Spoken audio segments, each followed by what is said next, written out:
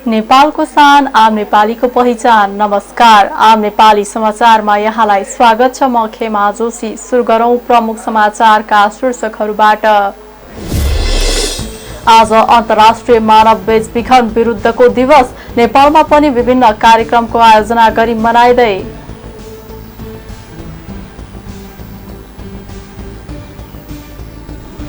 लगानी बोर्डलाई सक्षम संस्थाको रूपमा विकास गरिने प्रधानमन्त्री दाहालको भनाई। बोर्डलाई नयाँ उचाइ दिएर राष्ट्रको समृद्धि र विकासमा योगदान पुर्याउन आग्रह। मुलुकमा एमाले बाहेक अर्को कुनै विकल्प नरहेको एमाले अध्यक्ष ओलीको भनाई। देशलाई हेर्न र फेर्न सक्ने दृष्टिकोण अरू कुनै पार्टीसँग नरहेको धारणा।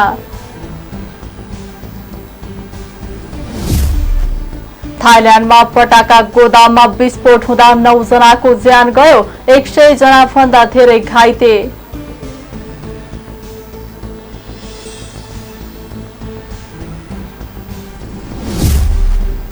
र दोस्रो ओडिआई खेलमा भारतमाथि वेस्ट इन्डिजको शानदार जित। वेस्ट इन्डिजद्वारा भारत 6 विकेटले पराजित।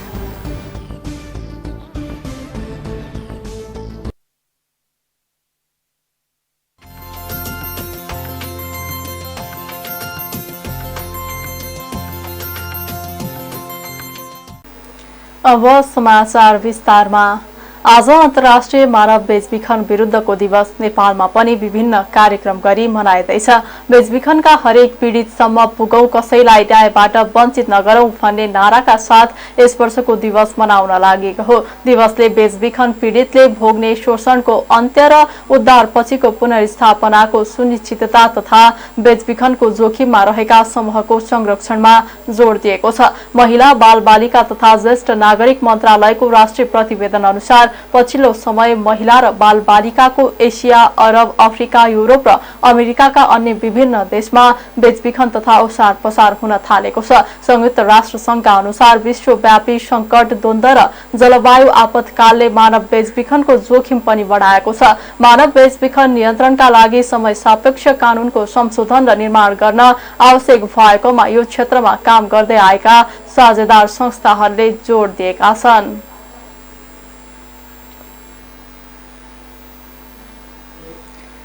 प्रधानमन्त्री पुष्पकमल दाहाल प्रचण्डले लगानी बोर्डलाई सक्षम संस्थाको रूपमा विकास गरिने बताउनु भएको छ। लगानी बोर्डको कार्यालयको वार्षिक प्रतिवेदन आज बिहान ग्रहण गर्दै उहाँले बोर्डलाई चुस्त, प्रभावकारी तथा विज्ञको ज्ञान एवं अनुभवलाई कार्यान्वयनमा लैजान सक्ने संस्थाका रूपमा अघि बढाइने बताउनुभयो। प्रधानमन्त्री प्रचण्डले बोर्डलाई सक्षम बनाउन आवश्यक नीतिगत, कानूनी तथा संस्थागत सुधारको खाका प्रस्तुत गर्न प्रमुख कार्यकारी अधिकृतलाई निर्देशन दिनुभयो। उहाँले बोर्डलाई रणनीतिक पूर्वाधार परियोजना निर्माणमा मुख्य संरचनाका रूपमा विकास गर्ने सरकारको सोच रहेको बताउनुभयो।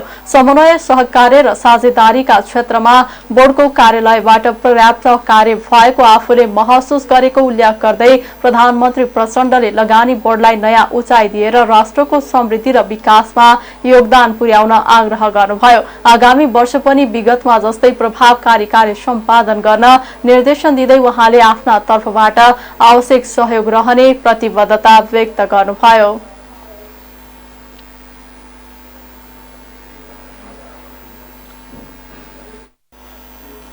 उपप्रधान तथा गृह मन्त्री नारायण काजी श्रेष्ठले भ्रष्टाचारमा जुनसुकै राजनैतिक दल, परिवार तथा ओहदाका व्यक्ति संलग्न भए पनि कारबाही गरिने स्पष्ट पार्नु भएको छ। शनिबार काठमाडौँको गोकर्णेश्वरको जगडोल स्थित राष्ट्रिय शहीद तथा शान्ति उद्यानमा आयोजित कार्यक्रममा श्रेष्ठले वर्तमान सरकारले सुशासनलाई पहिलो शर्त बनाएको भन्दै भ्रष्टाचारमा संलग्न जोसुकैलाई पनि कारबाही गरिने स्पष्ट पार्नु भएको हो। उपप्रधानमन्त्री श्रेष्ठले सुशासन बिना समृद्धिको यात्राले फड्को मार्न नसक्ने बताउनुभयो। त्यस्तै उहाँले मुलुकमा सुशासन स्थापना गर्न सरकारले चालेको भ्रष्टाचार विरुद्धको अभियानमा सबैको साथ आवश्यक रहेको जिकिर गर्नुभयो। भ्रष्टाचार र कमिसनले जरा गाड्दा राजनीतिक परिवर्तनपछि समृद्धिको यात्राले गुणात्मक फड्को मार्न नसकेको उल्लेख गर्दै उपप्रधानमन्त्री श्रेष्ठले कमिसन र भ्रष्टाचारले देशलाई बर्बाद बनाएको बताउनुभयो। भ्रष्टाचार व्यतिथि र ठगी विरुद्धको अभियानले विश्राम नलिने पनि बताउनुभयो। उहाँले समृद्धिको यात्रालाई अगाडि बढाएर मुलुकलाई समुन्नत बनाउने शहीदका सपना पूरा गर्न बाधक बनेको भ्रष्टाचारलाई जरैदेखि उन्मूलन गर्नु आवश्यक रहेको उल्लेख गर्नुभयो। युवाहरू त उत्साहित भएर अब देशमा केही हुन्छ भनेर आशावादी बनेका छन् र समाजमा एउटा आशा पैदा भएको छ। त्यो धेरै राम्रो पक्ष हो। तर कता कता यसले चाहिँ कसलाई तान्ने हो भनेर अनि विभिन्न केन्द्रहरू जुडेकाहरू कराउँछन् भने त्यसप्रति हामी सचेत हुनुपर्छ। त्यसले सरकारको यो दिशालाई विश्राम दिँदैन। कसैले नसोचे हुन्छ। भ्रष्टाचार विरोधी अभियान, व्यथिति विरोधी अभियान, ठगी विरोधी अभियानलाई हामीले रोक्न सक्दैनौँ। त्यो कृपा कसैप्रति हामी गर्न सक्दैनौँ। जुनसुकै राजनीतिक पार्टीको होस्, जुनसुकै परिवार र घरानाको होस्, जुनसुकैको नाता सम्बन्ध होस्, जुनसुकैको साथी सङ्गी होस्, जुनसुकैले पैसा दिएर आफ्नो धानिएको होस्, ती कसैसँग सरकारलाई मतलब छैन। जो अनुसन्धानको आधारमा दोषी देखिन्छ, अपराधी देखिन्छ, उनीहरूलाई कानुनको दायरामा ल्याइनेछ। जो निर्दोष छ उनीहरूलाई शिर ठाडो पारेर यो देशमा बाँच्ने, स्वतन्त्र नागरिकको बाँच्ने हामी अवसर दिनेछौँ।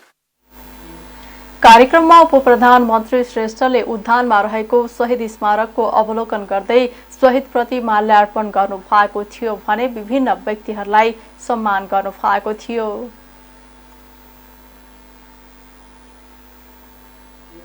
नेकपा एमालेका अध्यक्ष केपी शर्मा ओलीले मुलुकमा एमाले बाहेक अर्को कुनै विकल्प नरहेको बताउनु भएको छ। शनिबार नेपालगञ्जमा लुम्बिनी प्रदेशका निर्वाचित जनप्रतिनिधिहरूको प्रदेश स्तरीय भेला तथा प्रशिक्षण कार्यक्रमलाई सम्बोधन गर्दै अध्यक्ष ओलीले मुलुक बनाउने भिजन एमालेसँग मात्रै रहेको भन्दै मुलुकमा अर्को कुनै विकल्प नरहेको बताउनु भएको हो। ओलीले एमाले बाहेक देशलाई हेर्न र फेर्न सक्ने दृष्टिकोण अरू कुनै पार्टीसँग नरहेको धारणा राख्नुभयो। एमाले मिशन 84 मा केन्द्रित रहेको भन्दै ओलीले यसलाई सफल बनाउँदै पार्टी बहुमत आउने गरी तयारी गर्न निर्देशन दिनुभयो। उहाँले आगामी निर्वाचनमा एमालेले एक्लै बहुमत ल्याए पनि एमालेको नीतिहरूसँग सहमत हुने, विकासको अभियानलाई अघि बढाउन चाहने राजनीतिक शक्ति र व्यक्तिहरूलाई सँगै लिएर अघि बढ्ने जिकिर गर्नुभयो। लोकतन्त्र सुशासन मन्त्रालय विकासको अभियान अगाडि बढाउन चाहने, भ्रष्टाचार नगर्न तयार हुने, गरेकालाई कारवाही गर्न तयार हुने, स्वाभिमानपूर्ण ढङ्गले बाँच्न पाउने र समृद्ध नेपाल, सुखी नेपालीको राष्ट्रिय आकांक्षा, त्यस राष्ट्रिय आकांक्षालाई प्राप्ति गर्ने, त्यसको सुरक्षा गर्ने र त्यसलाई विकसित गर्दै अगाडि बढ्ने नीतिहरूमा सहमत हुने राजनीतिक शक्तिहरूलाई, व्यक्तिहरूलाई सबैलाई लिएर नेकपा एमाले अगाडि बढ्छ र नेकपा एमाले बाहेक अब अर्को विकल्प छैन। हामी ओलीले अहिले पनि एमालेलाई चौतर्फी घेराबन्दीमा पार्ने काम भएकाले सक्रिय र सतर्कता साथ योजनाबद्ध ढङ्गले लाग्न कार्यकर्तालाई निर्देशन दिनुभयो। स्वास्थ्य मन्त्री मोहन बहादुर बस्नेतले भिभिआइपी र भिआइपीको उपचारका लागि वीर अस्पतालमा सम्पूर्ण पूर्वाधार तयार रहेको बताउनु भएको छ। शनिबार दक्षिणकाली नगरपालिका वडा नम्बर 1 चालनाखेलमा दक्षिणकाली नगर अस्पताल उद्घाटन गर्दै मन्त्री बस्नेतले वीर अस्पतालमा भिभिआइपी र भिआइपीको उपचारका लागि 15 जना चिकित्सक सहितको पूर्वाधार तयार गरिएको बताउनु भएको हो। उहाँले नेपालमै हुन सक्ने उपचारका लागि विदेश जान चाहे त्यसको सम्पूर्ण खर्च आफैले बेहोर्नु पर्ने र राज्यले खर्च नबेहोर्ने स्पष्ट पार्नुभयो। आफू मन्त्रालयमा आएपछि गरिब तथा विपन्न र व्यवहारिक नागरिकको निशुल्क उपचार गर्ने व्यवस्था गरिएको उहाँले बताउनुभयो। मन्त्री बस्नेतले अब कुनै पनि गरिब तथा विपन्न र व्यवहारिक नागरिकले उपचार गर्न नपाएर ज्यान गुमाउने अवस्था नआउने धारणा राख्नुभयो। विपन्न निमुखा व्यवहारिकहरूका लागि निशुल्क रूपमा स्वास्थ्य उपचार गर्नुपर्छ जुन कुरा राज्यले संविधानमा उल्लेख गरेको छ। त्यो हिसाबले आजसम्म वीर हस्पिटलमा 700 र टोटल 16 वटा सङ्घीय अस्पतालहरूमा 3523 बेड गरिब विपन्नका लागि हामीले निशुल्क गरिसकेका छौँ। त्यसपछि आएर हाम्रो प्रदेशको स्वास्थ्य मन्त्रीज्यूसँग मेरो कुरा भएको छ। उहाँले पनि यो बागमती प्रदेशका अस्पतालहरूमा अस्पताल 3 किसिमका छन्। एउटा अस्पताल सङ्घीय अस्पताल, अर्को प्रादेशिक अस्पताल, अर्को पालिका स्तरको अस्पताल र सङ्घीय अस्पतालमा हामीले गर्यौँ। प्रादेशिक अस्पतालमा 2 नम्बर प्रदेशले जनरल बेडहरू निःशुल्क गरिसक्यो प्रदेशभरि। सबै प्रदेशमा जाँदैछु, देशका सबै प्रादेशिक अस्पतालहरूमा फ्री गराउने अभियानमा हामी लागेका छौँ। र अर्को साथसाथै यहाँ गरिब विपन्न निमुखा बेवारिसे बिरामीहरू कुनै हालतमा पनि उपचार गर्न सक्ने अवस्था, आर्थिक अवस्था रहेन भने ती बिरामीहरू अब उपचार नपाएर मर्न पर्दैन कसैले पनि। हामी जिम्मा लिन्छौँ, राज्यले जिम्मा लिन्छ। त्यस्तै उहाँले दक्षिणकाली नगर अस्पताललाई आवश्यक सामग्री प्रदान गर्ने प्रतिबद्धता जनाउनुभयो। उहाँले अस्पतालको भौतिक संरचनाको पनि निरीक्षण गर्नु भएको थियो। प्रतिशत बेड उपचार सहित निःशुल्क भइसकेको छ।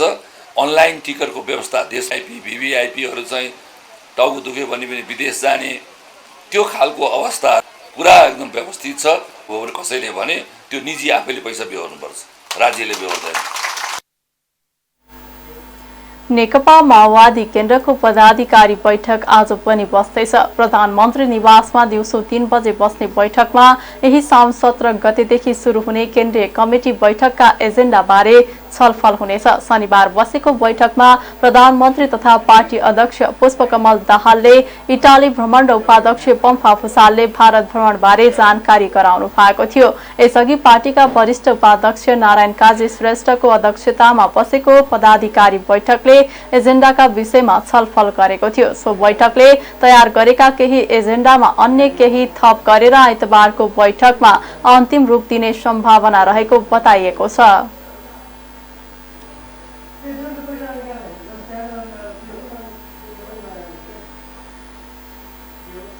राष्ट्रिय स्वतन्त्र पार्टीका सभापति रवि लामिछानेले सुन तस्करी प्रकरणमा मालिक जोगाउन खोजिएको हो कि भन्ने आशंका उत्पन्न भएको बताउनु भएको छ। शनिबार भक्तपुरमा रासोपा भक्तपुर नगर समिति गठन तथा घोषणा सभालाई सम्बोधन गर्दै लामिछानेले बोकेर मालिकसम्म जान लागेको ट्याक्सीलाई बीच बाटोमै समातेर मालिक जोगाउन खोजिएको हो कि भन्ने आशंका उत्पन्न भएको बताउनु भएको हो। ट्याक्सीको पछि लागेको भए सुनको मालिकसम्म पुग्न सकिने भए पनि त्यसो नगरिएको उहाँले बताउनु भयो। उहाँले अहिले तस्करी भएको सुनको परिमाण हेर्दा त्यसको मालिक ठूलै व्यक्ति हुने आशंका रहेको पनि बताउनु भयो। लामिछानेले सुन प्रकरणमा सरकारले व्यक्ति हेरेर अनुसन्धानलाई अन्त्यसम्म नपुर्याई अर्को फाइल खोल्ने तयारीमा लागेको हुन सक्ने भएकाले रासोपाले खबरदारी गरिरहेको धारणा राख्नुभयो। त्यस्तै उहाँले रासोपालाई बेला बेला कुनै दलको पछि लाग्यो भन्ने आरोप लाग्ने गरेको भन्दै जनताले दिएको मतको भारी बाहेक अरू कसैको भारी बोक्नु पर्ने आवश्यकता नरहेको जिकिर गर्नुभयो। मान्दैनथे, एकअर्कासँग महिनौसम्म बोलचाल गर्दैनथे, मुन्टो बटारेर हिँड्थे, भेटघाट त पर जाओस् हाई हेलो नमस्तेसम्म गर्दैनथे। अङ्कमालको त पुरै भएन। राष्ट्रिय स्वतन्त्र पार्टी आएपछि यी बेला बेलामा भेटिरहन्छन्, चोचोमोचो मिलाइरहन्छन्, कुरा मिलाइरहन्छन्, खबर गर्दैनन्, एक्लै एक्लै बस्छन्। केही त पक्कै छ नि, केही त पक्कै छ। त्यो जेसुकै होस्, हामीले कुनै पनि राजनीतिक दलका पुराना फोहोरहरूलाई त्यो भारीलाई बोक्नुपर्ने आवश्यकता छैन। कुनै पनि कालखण्डमा भएका भ्रष्टाचारको छानबिन होस्। सरकारले सुरुवात गरेको छ, सङ्केत देखिएको छ, तर मैले केही दिन अगाडि भने जस्तै सुरुवात गर्दै छाड्दै गिजोल्दै छाड्दै गिजोल्दै छाड्दै गर्ने काम सरकारले नगरोस्। हामी चेतावनी पनि दिइरहेका छौँ, खबरदारी पनि गरिरहेका छौँ। तर कुनै पनि कालखण्डमा सुरुवात गरेको कामको यदि अन्त्यसम्म सरकार पुग्छ, जरोसम्म सरकार पुग्छ भने हामीलाई विरोधका लागि विरोध गर्नुपर्ने केही पनि आवश्यकता छैन। हामी हेरिरहेका छौँ नजिकबाट सुनकाण्ड, क्विन्टलका क्विन्टल सुन आएको जुन विषय छ। हामीले भन्यौँ सरकारले चित्तबुद्ध जवाफ दिनुपर्ने भयो। सरकारले चित्तबुद्ध जवाफ दिएन भने हामी त्यसमा कुन ढङ्गले प्रतिकार गर्छौँ त्यसको लागि हामी कुरेर बसिरहेका छौँ। हामी हेरिरहेका छौँ नजिकबाट सरकारलाई। आश्चर्य लाग्दो कुरा छ, जुन भारी बोकेको ट्याक्सी बाटोमा समाइयो, त्यो ट्याक्सीले त्यो सुन त आफ्नो मालिकसम्म लग्थ्यो होला नि, त्यो गन्तव्यमा कहीँ जाँदै थियो होला। जसले सूचना दियो त्यो सूचना दिने मान्छेले ट्याक्सी चाहिँ त्यहाँसम्म गएको छ, यो बाटोसम्म मात्र छ, त्योभन्दा बढी सूचना दिन्न भनेर त पक्कै पनि भागेन होला। यहाँबाट सुनाएको छ, यहाँबाट त्यहाँ जान्छ, त्यसरी लान्छ र त्यसले त्यहाँ पुर्याउँछ त भनेको होला। सूचना दिनेले चुसुक्क यति मात्र सूचना दिएर त भाग्दैन होला। भनेपछि बीच बाटोमा सम्मको खबर पाउनेले, भरिया समाउन सक्नेले मालिकसम्म किन पुगेन होला? हामी मालिक कुरेर बसेका छौँ, हामी मालिक हेर्न बसेका छौँ, कुरेर बसेका छौँ कि यो सुनको मालिक चाहिँ को रहेछ त्यो मालिकसम्म पुगोस्। जुन ढङ्ग लामिछानेले आगामी निर्वाचनमा राष्ट्रपालाई एकल सरकार बनाउने गरी जनताले विश्वास गरे भ्रष्टाचार मुद्दामा कसैलाई नजोगाउने गरी अनुसन्धान गर्ने दावी गर्नुभयो। काठमाडौँ महानगरपालिकाले आजदेखि 40 माइक्रोन भन्दा पातलो प्लास्टिकको झोलाको उत्पादन, आयात, बिक्री, वितरणको अनुगमन तीव्र बनाउने भएको छ। त्यसका लागि काठमाडौँ महानगरपालिकाको वातावरण विभागले तालिम दिएका 50 जना नगर प्रहरीलाई माइक्रोन नाप्ने मेसिन सहित अनुगमनमा खटाइनेछ। महानगरपालिकाले श्रावण 1 गतेदेखि 40 माइक्रोन भन्दा पातलो माइक्रोनको प्लास्टिकको झोला, प्लास्टिकको पुष्पगुच्छा र मालामा प्रतिबन्ध लगाइसकेको छ। यसअघि 2072 साल वैशाख 1 गतेदेखि लागू हुने गरी 40 माइक्रोन भन्दा पातलो प्लास्टिकमा प्रतिबन्ध लगाइएको थियो। भूकम्पका कारण कार्यान्वयन हुन नसकेपछि सो नियम पुनः बिउत्याएर फेरि कार्यान्वयनमा ल्याउन लागेको हो। नेपालमा झण्डै 200 वटा प्लास्टिक उद्योग रहेका छन्। खोटाङको दिप्रुङ चुइचम्चा गाउँपालिका 5 स्वच्छता पोखरीको खुर्दुकेमा जीव दुर्घटना हुँदा 5 जना घाइते भएका छन्। इटहरीबाट साकेला गाउँपालिकाको माने भन्ज्याङका लागि छुटेको 001-3387 नम्बरको जीव हिजो बेलुका दिप्रुङ चुइचुम्चा गाउँपालिका 5 स्वच्छता पोखरीको खुर्दुकेमा पल्टिँदा घाइते भएका मध्ये 4 जनाको जिल्ला अस्पताल दिक्तेलमा उपचार भइरहेको छ। दुर्घटनामा जीवका चालक दिप्रुङ चुइचम्चा गाउँपालिका 2 डाँडा गाउँका सरोज थापा, साकेला गाउँपालिका 2 रतन छाका, मनकुमार राई, रोजी राई, दिप्रुङ चुइचम्चा गाउँपालिका 7 टेमकाका सुरिस्मा राई र डाँडा गाउँका सुमन थापा घाइते भएका हुन्। घाइते मध्ये सुमन प्राथमिक उपचारपछि घर फर्किएका दिप्रुङ चुइचम्चा गाउँपालिकाका अध्यक्ष लोकेन्द्र राईले बताउनुभयो। जीपमा चालक सहित 14 जना सवार थिए। पञ्चमी याङसोलाटार सडक खण्डमा ठूलो ढुङ्गा खसेको र फुटाउने काम भइरहेका कारण वैकल्पिक बाटो तटीय खुर्दुके माने डाँडा सडकबाट यात्रा गर्ने क्रममा जीप पल्टिएको प्रहरले जनाएको छ। काली खोलामा लेदो सहितको पहिरो खसेपछि मुगलिन नारायणगढ सडक खण्ड फेरि अवरुद्ध भएको छ। चितवनको इच्छा कामना गाउँपालिकामा रहेको काली खोला पुल नजिक अविरल वर्षापछि माथिबाट आएको लेदोका कारण सडक अवरुद्ध भएको हो। बाटोमा लेदो थुप्रिएका कारण सडक खण्ड भएर चल्ने गाडी रोकिएका सडक डिभिजन कार्यालय भरतपुरले जनाएको छ। लेदो पन्छ्याउन केही समय लाग्ने कार्यालयले जनाएको छ। पहिरोका कारण नारायणगढ मुगलिन सडक पटक पटक बन्द हुँदै आएको छ। संघीय राजधानी काठमाडौँको लाइफलाइन मानिएको यो सडकमा दैनिक औसतमा 10,000 गाडी आउजाउ गर्ने गर्छन्।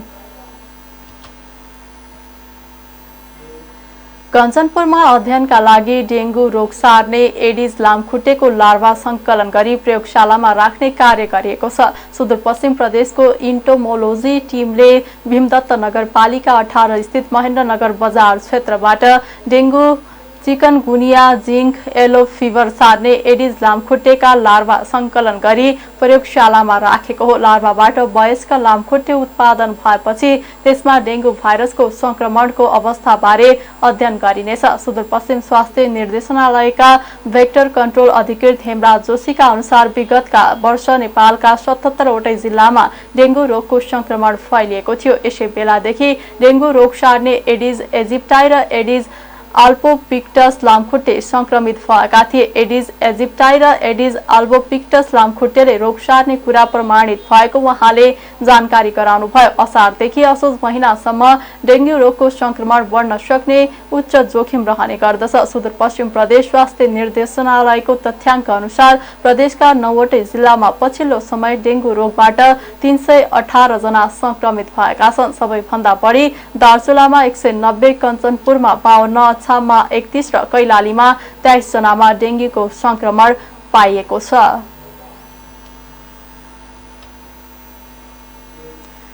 नेपाल प्रहरीले काठमाडौँको नयाँ बस पार्कमा यात्रुको झोला जथाभावी तानेर यात्रुलाई दुःख हैरानी दिने व्यक्तिलाई पक्राउ गरेको छ। प्रहरी प्रभाग नयाँ बस पार्कको टोलीले पछिल्लो समय गोङ्गबु स्थित नयाँ बस पार्कमा यात्रुको झोला तानेर दुःख हैरानी दिने व्यक्तिलाई पक्राउ गरी कारबाही गर्दै आएको छ। प्रहरीले शनिबार मात्र नयाँ बस पार्कबाट 10 जनालाई नियन्त्रणमा लिएको छ, जसमध्ये 4 जना होटल सञ्चालक रहेका छन्। नेपाली होटल व्यवसायी संघका अध्यक्ष गणेश ढकालले होटल व्यवसायी संघ र नेपाल प्रहरीको संयुक्त टोलीले यात्रुलाई दुःख हैरानी दिनेलाई कारबाहीका लागि अभियान सञ्चालन गरेको बताउनुभयो। यात्रुलाई दुःख तथा हैरानी दिने जो कोहीलाई कारबाही हुनुपर्ने उहाँको भनाइ छ। संघले पछिल्लो समय होटल क्षेत्रमा हुने अपराधिक क्रियाकलाप न्यूनीकरण गर्न तथा व्यवस्थित रूपमा होटल सञ्चालन गर्नका लागि होटलमा अनिवार्य रूपमा सीसी क्यामेरा जडान गर्ने कामलाई समेत अगाडि बढाएको छ। अब अर्थ समाचार। नेपाल राष्ट्र ब्याङ्कले आइतबारका लागि विदेशी मुद्राको विनिमय दर तोकेको छ, जस अनुसार भारतीय रुपैयाँ 100 को खरिद दर 160 रुपैयाँ रहेको छ भने बिक्री दर 160 रुपैयाँ 15 पैसा रहेको छ। आज डलरको खरिद दर 131 रुपैयाँ 30 पैसा र बिक्री दर 131 रुपैयाँ 90 पैसा रहेको छ। युरो 1 को खरिद दर 144 रुपैयाँ 8 पैसा र बिक्री दर 144 रुपैयाँ 74 पैसा रहेको छ। बेलायती पाउन्ड 1 को खरिद दर 168 रुपैयाँ 29 पैसा र बिक्री दर 169 रुपैयाँ 6 पैसा रहेको छ। कतारी रियालको मूल्य 1 को खरिद दर 36 रुपैयाँ 4 पैसा र बिक्री दर 36 रुपैयाँ 21 पैसा रहेको राष्ट्र ब्याङ्कले जनाएको छ। अब अन्तर्राष्ट्रिय समाचार।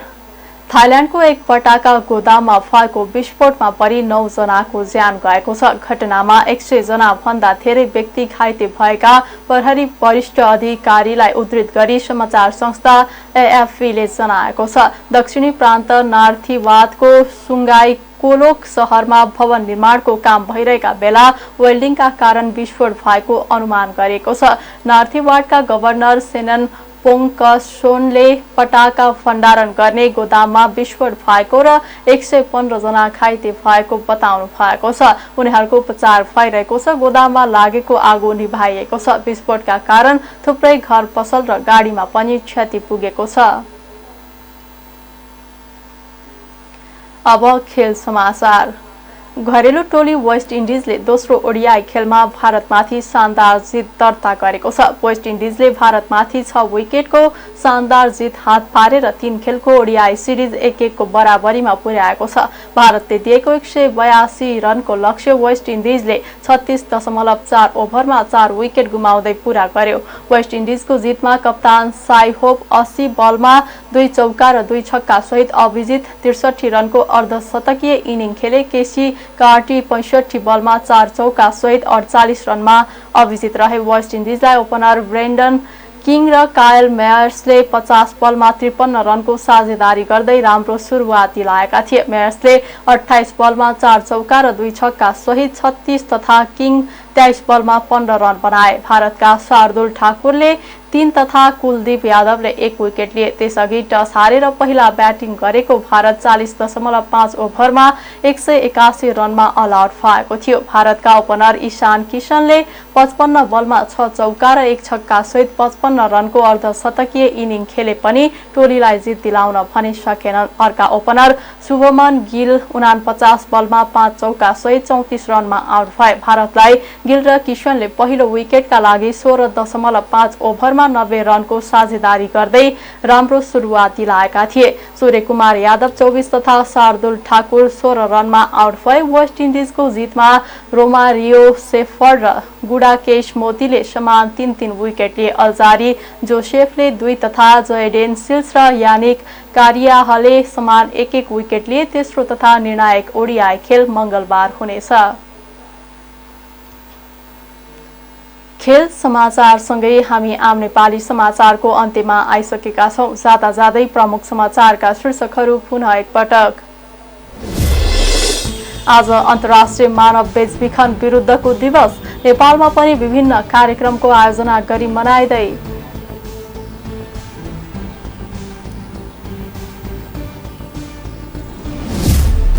लगानी बोर्डलाई सक्षम संस्थाको रूपमा विकास गरिने प्रधानमन्त्री दाहालको भनाई। बोर्डलाई नयाँ उचाइ दिएर राष्ट्रको समृद्धि र विकासमा योगदान पुर्याउन आग्रह।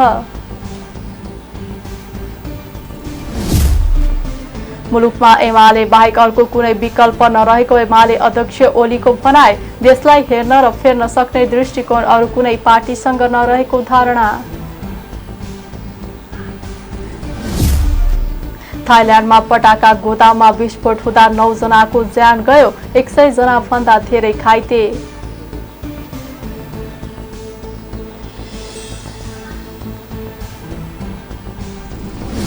र दोस्रो ओडिआई खेलमा भारतमाथि वेस्ट इन्डिजको शानदार जित। वेस्ट इन्डिजद्वारा भारत 6 विकेटले पराजित।